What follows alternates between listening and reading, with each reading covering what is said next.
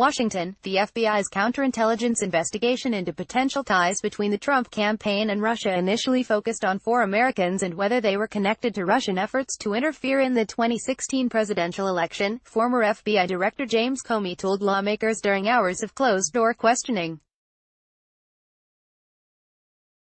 Comey did not identify the Americans, but said President Donald Trump, then the Republican candidate, was not among them. He also told the House Judiciary Committee that, contrary to Trump's claims, he was not friends in any social sense with Special Counsel Robert Mueller, who is now leading the Russia investigation. Trump has repeatedly portrayed the men as close as part of a long-running effort to undermine the investigation and paint the lead figures in the probe as united against him. Get the Times of Israel's daily edition by email and never miss our top stories. Free sign up. I admire the heck out of the man, but I don't know his phone number. I've never been to his house. I don't know his children's names, said Comey, who added that he had never hugged or kissed the man, despite the president's insistence otherwise.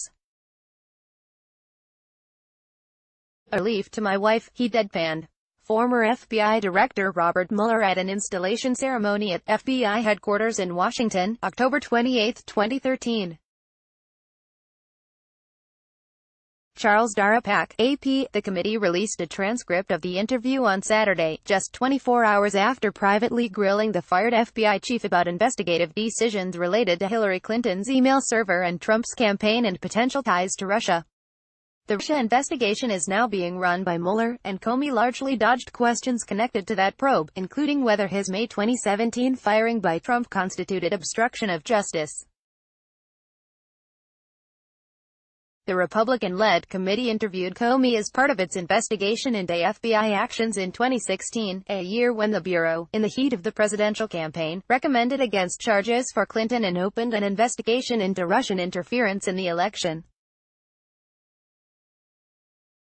The questioning largely centered on well-covered territory from a Justice Department Inspector General report, Comey's own book and interviews and hours of public testimony on Capitol Hill. But the former FBI chief also used the occasion to take aim at Trump's public barbs at the criminal justice system, saying, "We have become numb to lying and attacks on the rule of law by the president, and Trump's suggestion that it should be a crime for subjects to flip and cooperate with investigators. It's a shocking suggestion coming from any senior official, no less the president. It's a critical and legitimate part of the entire justice system in the United States," Comey said. In offering some details of the investigation's origins, Comey said it had started in July 2016 with a look at 4 Americans who had some connection to Mr.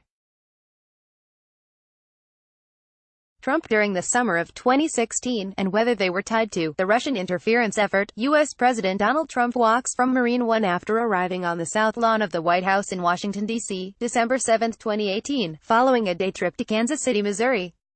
Saul Loeb, AFP. He did not identify the Americans, though Mueller's investigation has made clear that by that time, there had already been outreach from Russian intermediaries to Trump associates, including a 2015 encounter revealed for the first time in a court filing Friday. Also by that time, Democratic email accounts had been hacked by Russian intelligence, and a Trump campaign foreign policy advisor, George Papadopoulos, had been told that Russians had dirt on Clinton in the form of stolen emails. Multiple Trump associates, including Papadopoulos, former National Security Advisor Michael Flynn and Trump's former personal lawyer, Michael Cohen, have pleaded guilty to lying about their interactions with Russians during the campaign and presidential transition period. Former Donald Trump presidential campaign foreign policy advisor George Papadopoulos, who triggered the Russia investigation, and who pleaded guilty to 1 count of making false statements to the FBI, holds hands with his wife Simona Mangiante as they arrive at federal court for sentencing, Friday, Sept. 7, 2018, in Washington.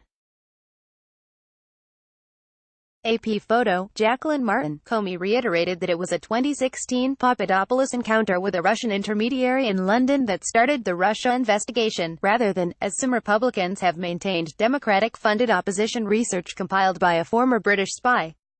That research is known informally as the Steele dossier. It was weeks or months later that the so-called Steele dossier came to our attention. Comey said. He said that by the time of his firing, the FBI had not come to a conclusion about whether the Trump campaign coordinated with Russia's efforts to sway the presidential election, and insisted that the FBI would recover from the president's steady attacks on the bureau. The FBI will be fine. It will snap back, as will the rest of our institutions. Comey said. There will be short-term damage, which worries me a great deal, but in the long run, no politician, no president can, in a lasting way, damage those institutions. Besides the questioning on Russia, Republicans lawmakers repeatedly pressed Comey on the FBI's handling of an investigation into whether Clinton mishandled classified information on her private email server. Comey's July 2016 announcement that Clinton and her aides had been extremely careless but did not deserve criminal charges infuriated Republicans who contended that someone less powerful and well-connected would have faced prosecution. Under questioning from Rep. Trey Gowdy, a South Carolina Republican, Comey reiterated that the FBI and Justice Department didn't have a prosecutable case against Clinton because they couldn't prove she willfully violated the law by setting up the server.